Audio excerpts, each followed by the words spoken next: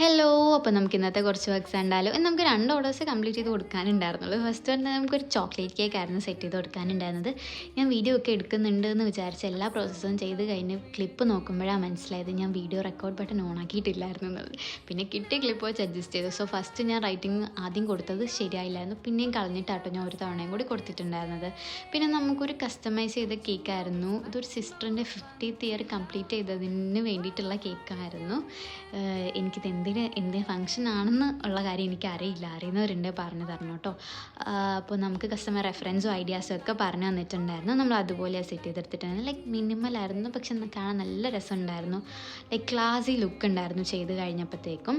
നമ്മൾ golden leaves പോലെയൊക്കെ കൊടുത്തിട്ടുണ്ടായിരുന്നു. പാലറ്റ് നൈഫ് വെച്ചിട്ടായിരുന്നു കൊടുത്തിട്ടുണ്ടായിരുന്നത്.